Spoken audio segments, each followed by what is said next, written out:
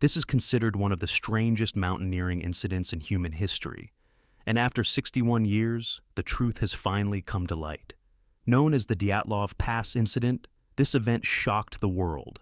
The story takes place in the Ural Mountains of central western Russia, a range with an average elevation of 1,000 to 1,300 meters. Though the Urals are not particularly high, their northern latitude results in harsh weather conditions, including year-round snow and permafrost. These factors make the Ural Mountains a popular destination for mountaineers and expedition teams eager to test their skills and conquer its peaks. The central figure of this tale is Igor Dyatlov, a student at the Ural Polytechnical Institute, where he studied radio engineering. Dyatlov was exceptionally skilled with his hands, capable of assembling a radio on his own by the age of 15. He was also an active member of the Institute's sports club, frequently participating in hiking and climbing trips, most of which took place in the Ural Mountains.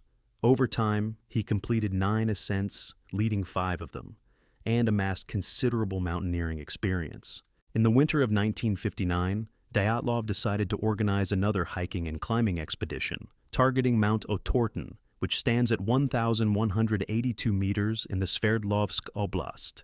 In the local language, the mountain's name translates to "don't go there," but the challenge only fueled Dyatlov's determination. He chose to undertake the trip in the depths of winter, when conditions would be at their most difficult. After setting his goal, he began recruiting companions and soon assembled a team of 10, 8 men and 2 women, 9 of whom were from the Ural Polytechnical Institute, with Dyatlov as the leader. Consulting a geologist, they mapped out a detailed itinerary. The group would gather at a school in Sverdlovsk, travel through Ivdel to Vizhai, rest briefly, and then set out for Mount Otorten on January 28th. The plan was to summit the mountain and return to Vizhai by February 12th, a 20-day journey. They submitted their proposal to the Sverdlovsk City Route Commission, which approved it. Since all the team members held Level 2 mountaineering certificates issued by the Soviet government, they were a seasoned group. However, given the winter timing and the route's challenges, authorities noted its inherent risks. If successful, the team would earn Level 3 certificates, the highest mountaineering honor in the Soviet Union at the time. Little did anyone know, this expedition would lead to a catastrophic and mysterious tragedy that would captivate the world. On January 23, 1959, 23-year-old Dyatlov and his 10-member team officially set off.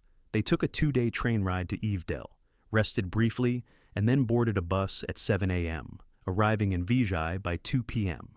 Exhausted from days of travel, the team decided to rest in the small town for a day. After settling into their lodging, they visited a local club to watch a film called Symphony in Gold before getting a good night's sleep. On January 26th, each member wrote a letter to their families, which Dyatlov mailed at the post office. He also sent a telegram to the Institute's sports club, updating them on their location and confirming that the plan was proceeding smoothly. At 1:10 p.m., they left Vizhai in a truck without a roof, braving frigid winds. One team member, Udin, fell ill from the cold, suffering sciatic nerve pain. By 4:30 p.m., they reached a settlement 40 kilometers north of Vizhai, known as Sector 41, where locals welcomed them warmly. They took group photos and watched 3 movies that evening. The next day, January 27th, the team departed Sector 41, hiking toward Mount Otorten. After a day of trekking, Udin's condition worsened, his sciatic pain becoming unbearable. After careful consideration, he chose to abandon the expedition to avoid slowing the group, reducing the team from 10 to 9. By January 31st, they reached the Lozva River Valley, where they stashed food and gear in a wooded area to lighten their load, planning to retrieve it on the return trip. On February 1st, the 5th day of their trek, they set out from the valley to cross a pass, intending to reach the other side of the mountain and camp overnight.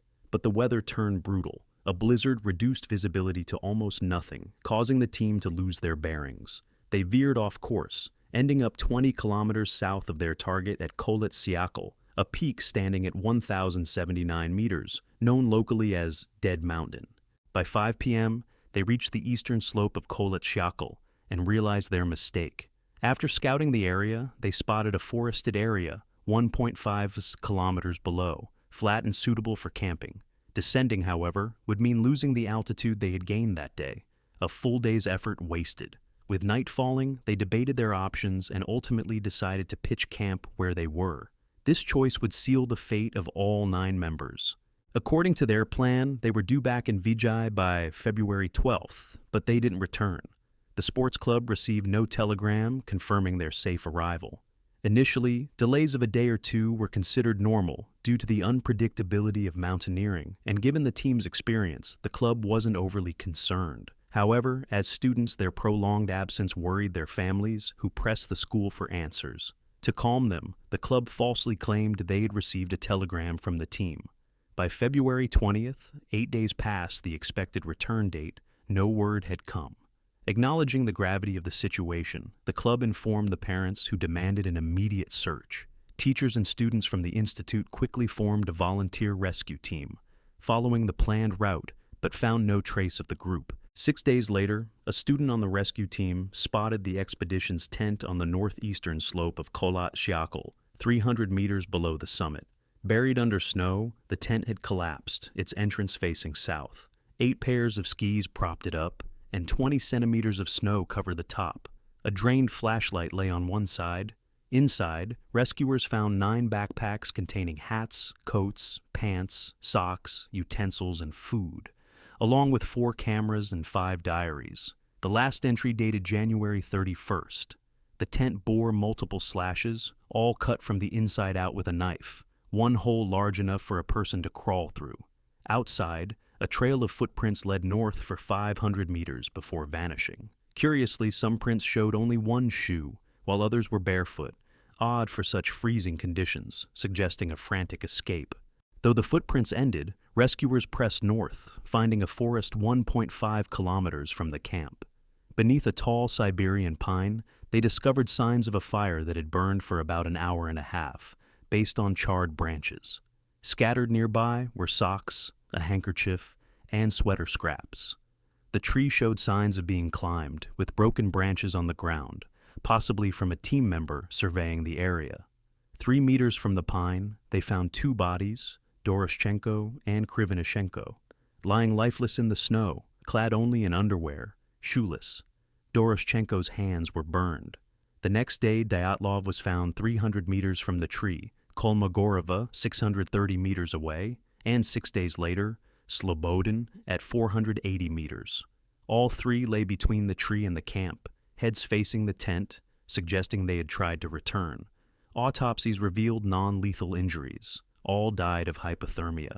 With 4 members still missing, the search continued into May as temperatures rose and snow melted. Local Mansi residents familiar with the terrain joined the effort. A Mansi man and his dog found black sweatpants with a torn leg near the pine, and 75 meters away in a ravine, the final 4 were discovered under 4 meters of snow. Unlike the first 5, these 4 wore more clothing, including torn scraps from their teammates, explaining the others' scant attire. They'd taken clothes from the dead to survive. Forensic exams revealed shocking injuries. Dubinina was missing facial tissue, eyes and tongue, with broken ribs, internal bleeding, and a fatal hemorrhage in her heart. Zolotaryov lacked soft tissue around his left eye, had fractured ribs, and an open wound on his skull. Thibaut Brignol had a fractured skull, but no external wounds, ruling out a fall. Kolovatov's neck was deformed, with an open wound behind his ear and rotting skin from moisture. All 4 showed missing facial features, eyes, tongues, eyebrows, and Dubinina and Zolotaryov tested positive for radiation. A camera on Zolotaryov was too water damaged to yield usable film. All 9 were now accounted for, all dead. The Soviet military investigated but found no signs of a struggle, and the friendly Mansi, 80 kilometers away, were ruled out as suspects. The official conclusion: the team encountered a mysterious, powerful force. The case was closed, and detailed reports were classified, making the Dyatlov Pass incident a global mystery. Theories abounded. Some speculated they'd trespassed on Mansi holy ground and were attacked. Others pointed to a Yeti killer, citing a blurry figure in a photo from one of the cameras. Both ideas were later dismissed. In February 2019, 60 years after the incident, Russia reopened the investigation. On July 11th, 2022, they announced the cause, an avalanche. The campsite's loose snow, weakened by the team digging to level their tent, gave way under a storm's accumulation, sliding down the slope. Hearing the collapse, the team slashed their tent and fled without shoes or coats. They lit a fire with scavenged branches, and after a climber confirmed it was a small avalanche, they attempted to return for supplies. Freezing and hypothermic, Dyatlov and others perished en route. 2 more died by the fire, burning themselves as they huddled close. The last 4, taking clothes from the dead, dug a snow cave 75 meters away, only to fall into a ravine and be buried. Scavenging animals likely took their eyes and tongues, and radiation traces came from a 1957 nuclear accident nearby. Simulations by professors confirmed a slab avalanche, with snow weighing up to 400 kilograms per cubic meter, could explain their injuries. A monument now stands 500 meters southeast of the camp, honoring those who were lost. Udin, the only survivor who left early, died in 2013 without the answers he sought. This is the full story of the Dyatlov Pass incident. If you find it interesting, don't forget to like, share, and subscribe to the channel so you don't miss any interesting and exciting videos. Goodbye, and see you again.